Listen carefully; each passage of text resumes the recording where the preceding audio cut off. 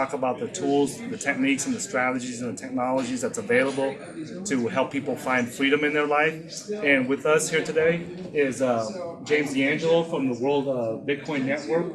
And we also have here Vitalik, okay, with the Etherium project. And these are some of the guys that's in the forefront of helping people find freedom, you know, when it comes to the currency world, okay? How old are you by the time? I just turned 20 a month ago. Okay, Congratulations. Yeah. okay, good job. Hey, is it Vitalik or is it Vitalik or Vitalik. Vitalik? Yeah. Vitalik. Okay, and last name Buterin? Yeah. Buterin? Okay. So from a non-technical perspective, right, from someone like myself who's not a coder, not a programmer or anything like that, and I don't understand all your white paper, you know, other than, I can understand the words, but not the entire sentences and paragraphs, okay? So for the audience that are non-technical people, right, and they want to invest into Ethereum, how can, first of all, how does that work? I mean, when you guys were going to launch in February, and now it's been put forth, you know? So it's not the launch that we have. So we are going to start the Ether presale in a couple of weeks. So the Ether presale will be an opportunity for anyone to purchase Ether, where Ether is the internal currency inside of the Ethereum system, sort of like the XRP and Ripple. Now, is there a big window of opportunity for people to get in, or is there just like a one-day opportunity? No, it's something we're thinking of. It might be 45 days, it might be 30, it might be 60 days. Okay, so there's And plenty we'll of time. have sort of Yes. an incremental thing, so the earlier you go Yes, in. the earlier you get in, the better a price you get. So I know you had mentioned 1,000 to 1, like 1,000 ethers for 1 Bitcoin. Is there any cap on that? How many Bitcoins were you? What's the value? Like, if you sell hundreds of millions of, you know, worth of ethers, will you take that, or is there a limit of the number of? We've decided that we're going to take it. Like basically, the issue that we had was that if we set a cap, like if we say, you know, we're not going to take more than 15 million, then what if someone like Roger Ver, who's has a lot of Bitcoins, he's an Ethereum enthusiast, comes along and says, I'm going to seize that entire pile. And then you got a currency that's pre-mined, but that's basically mined and it's By owned one by person. one person. Yeah. And what's to keep now? Like, let's say you're one of the founders of Ethereum, and your colleague Charles, right? What's to prevent one of you guys to load up and get half the ethers for yourself, or do you have to buy in to those ethers also? Yeah. Well, okay. So we are going. Like exactly how much ether we're going to get, that's still undecided, but it will be very, very public, and it will be a rather small portion of the entire. I mean, when you say small portion, are you talking about like 10% of the total, 5%? Because you know when right, it'll be something like.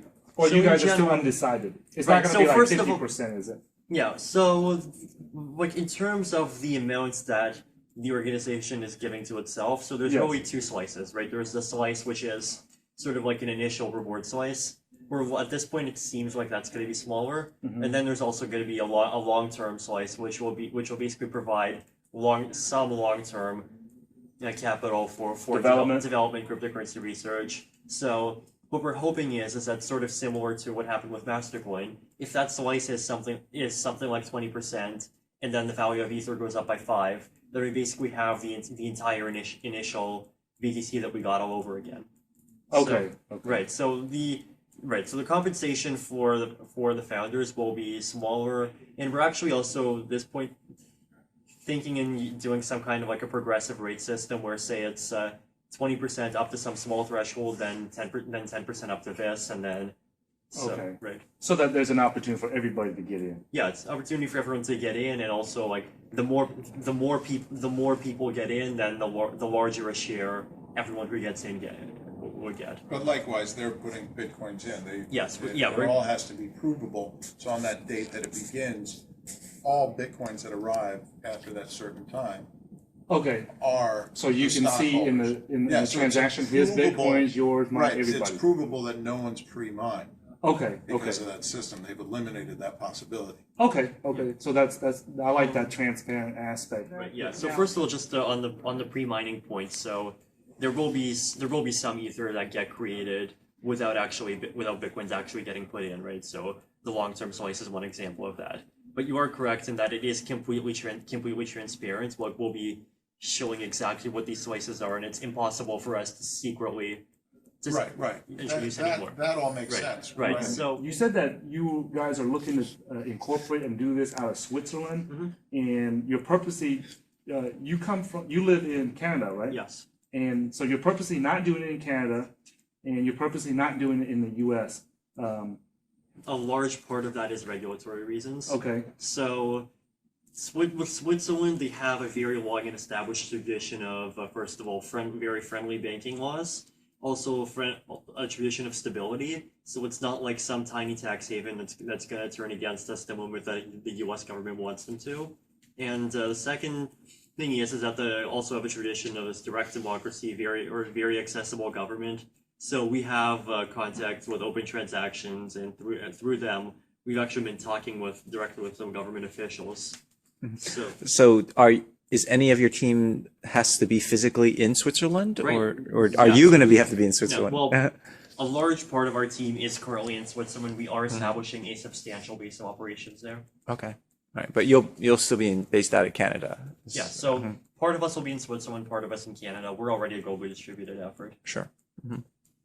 Okay. What else do people need to know about the launch or the release of Ethereum?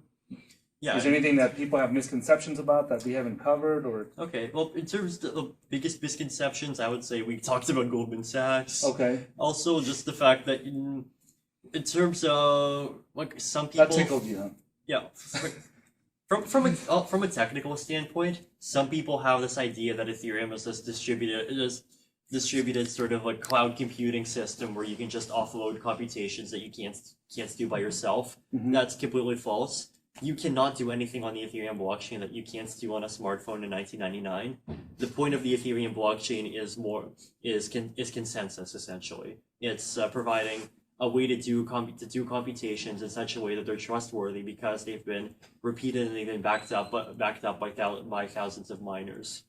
So that's just one technical point. Since when you look at Ethereum versus the other altcoins that's on the market, let's take for example of like Next. Now, full disclosure, I help on the marketing with Next. Okay, so what makes Ethereum different? Because like from a non-technical perspective, from me, okay, a non-technical person, the things that you talk about, they talk about the exact same thing in Next. Right. Okay. So Right. So what's the difference? Right. So I would say the difference is that from what I've seen of Next implements a lot of those features explicitly. They have transaction types for all these different things. Yes. Whereas with Ethereum, we have this programming language, and you can just write all those features in the programming Okay. language, right? So the benefit, it seems like there's no difference between the two paradigms now because sure, we all support all decentralized exchange, financial derivatives, and all the buzzwords. But when you if somebody comes up with something completely new that no one's ever thought of, yes. then it's not. If you have a blockchain design that's just based on having specific transaction types, it's not going to fit in. Whereas here, you just write it in the programming language. Okay. So I know software development. I'm a software engineer myself. When is this going to be ready? When are you going to? Yeah. When is So Ethereum? 1.0 is probably in about 6 months or so. 6 months. Okay. Yeah. The testnet's running right now. Sure. Yeah. Sure. Yeah, testnet's fun. You can actually write contracts. Thanks for spending the time with James D'Angelo from the World Bitcoin Network and myself, and we wish you the great luck. No, thank you. So all right, Thanks, Ty, for All right. putting it together. all right, All all right, guys. Thanks for joining us. And what I'll do is I'll get Vitalik's Bitcoin address and leave it at the bottom of this video. And James D'Angelo also. If you guys appreciate their work, I invite you guys to support them, send donations their way. Leon's sure- as well. And Leon's as well. Cameraman. Yeah, send them some coffee donations or soda donations. I'm pretty sure you drink a lot of sodas while you're programming. No, actually. No? Coffee? Green tea. Green tea? Okay, there you go. Send some green tea donations to them. All right. So thanks for